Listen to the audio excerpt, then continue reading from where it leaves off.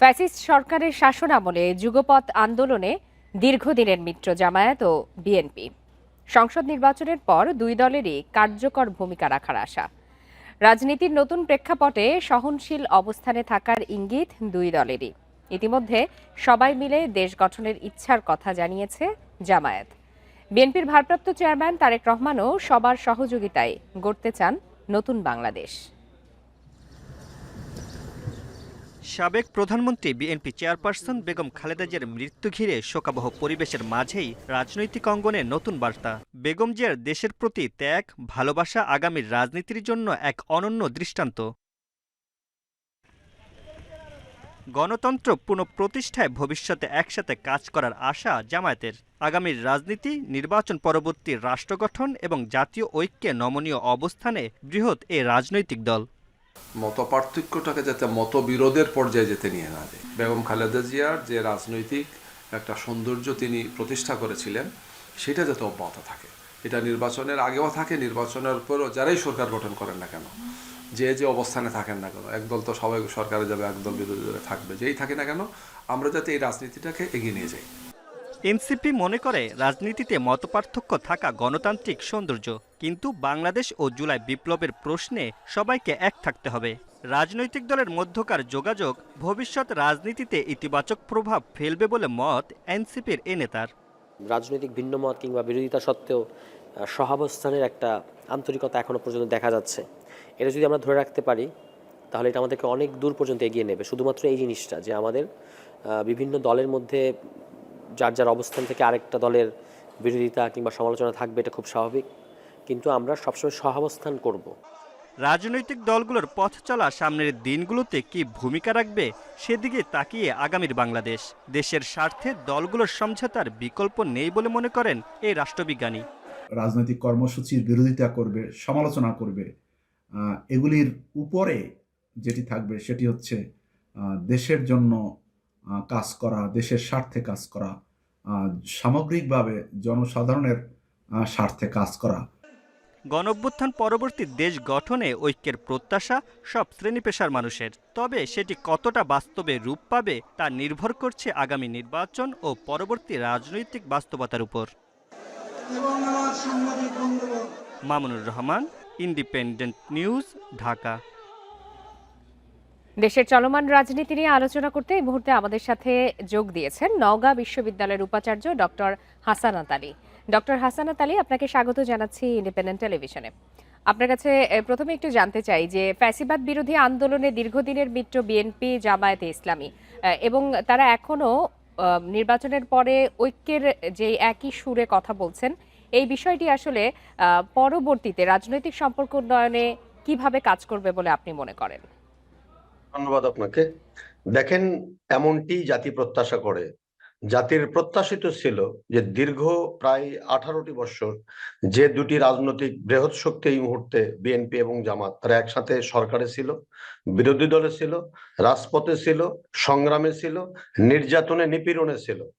এই দুটি দলের মধ্যে অনৈক্য, 24-এর যে চেতনা বা স্বাধীনতার প্রকৃত গণতান্ত্রিক ভাবধারার যে বাংলাদেশ, সেখানে মানুষের মধ্যে এক ধরনের শঙ্কা তৈরি করেছিল যে বিভাজন, বিরোধ, বিপত্তি, এটি গণতন্ত্রের জন্য তো মোটেই কাম্য নয়।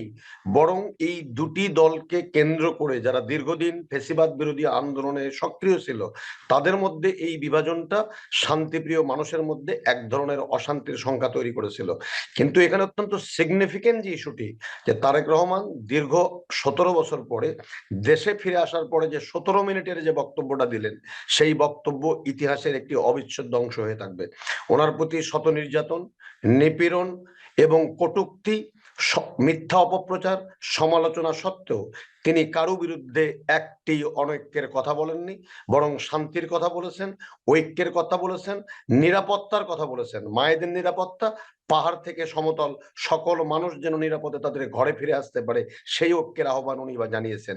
এবং দেখেন, আজকে যে ঐক্যের কথাটা বলছেন বা জামাত ইসলাম যে ঐক্যের কথাটা বলছে, বিএনপি আজ থেকে অনেক বছর পরে, এই 24-এর জুলাই সৃষ্টি হওয়ার আগেই তারা বলেছিল যে বিএনপি যদি রাষ্ট্রীয় ক্ষমতায় আসে, তাহলে গত 18 বছর যারা কাঁধে কাঁধ মিলিয়ে লড়াই করলো, সংগ্রাম করলো ফ্যাসিবাদ মুক্ত বাংলাদেশ তৈরি করার জন্য, গণতান্ত্রিক বাংলাদেশ তৈরি করার জন্য, শোষণমুক্ত অর্থনৈতিক বাংলাদেশ তৈরি করার জন্য, তাদের সমন্বয়ে একটি জাতীয় সরকারের আদলে একটি সরকার সম্মিলিতভাবে দেশ পরিচালনা করবে দেশের মানুষের গণতান্ত্রিক মুক্তির জন্য।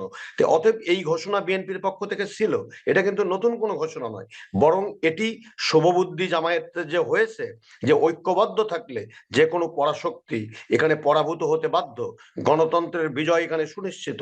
বা এই যে 24 জুলাই পরবর্তী যে নতুন বন্দোবস্তের বাংলাদেশ, যে যেখানে ক্ষমতার ভারসাম্য, সুশাসন, একজন আরেকজনের প্রতি শ্রদ্ধার যে বাংলাদেশ, যে যে সৌহার্দ্যের বাংলাদেশ, এবং যিনি আসার পর থেকে প্রতিনিয়ত যিনি ঐক্যের আহ্বান জানাচ্ছেন, এই জাতি গঠনে ঐক্যবদ্ধ সমস্ত রাজনৈতিক চিন্তা চেতনার মানুষরা যদি রাষ্ট্র পরিচালনার দায়িত্ব অন্তত আগামী 5 বছর ক্ষমতায় থাকতে পারে, সেটা গণতন্ত্রের জন্য, অর্থনৈতিক মুক্তির জন্য এবং সুশাসন এবং ন্যায় বিচারের জন্য একটি অন্যতম সহায়ক অনুঘটক হিসাবে কাজ করবে।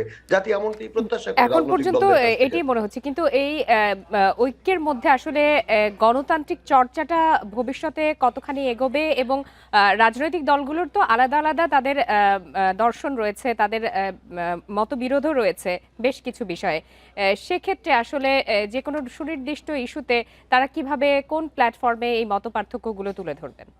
দেখেন, রাজনীতির মধ্যে মতপার্থক্য থাকবে, কিন্তু এই মতপার্থক্য নিয়ে একাডেমিক ডিবেট হতে পারে, একাডেমিক আলোচনা হতে পারে, এবং রাজনৈতিক দলগুলোকে সবসময় প্রস্তুত থাকতে হবে যে একাডেমিক ডিবেটের মধ্য দিয়ে বা রাজনৈতিক ডিবেটের মধ্য দিয়ে যেটি সত্য, সেই সত্যকে গ্রহণ করার মানসিকতা রাজনৈতিক দলের মধ্যে থাকতে হবে। তাহলে যত বড়ই সমস্যা হোক না কেন, আপনি যদি সেই সমস্যাটাকে সমস্যা হিসেবে স্বীকার করে নেন, তাহলে সমাধানটা কিন্তু খুব সহজ হয়ে যায়।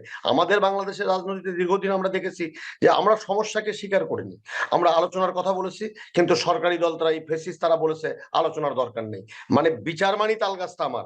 এই মানসিকতা পরিহার করে আমরা যদি জনকল্যাণের জন্য, যেহেতু রাজনীতি, অতএব জনগণের স্বার্থকে সামনে দিয়ে, জনমানুষের আকাঙ্ক্ষা পূরণের উদ্দেশ্যকে সামনে রেখে যদি আমরা আলোচনার টেবিলে বসি, আমি মনে করি না কোনো সমস্যা হতে পারে।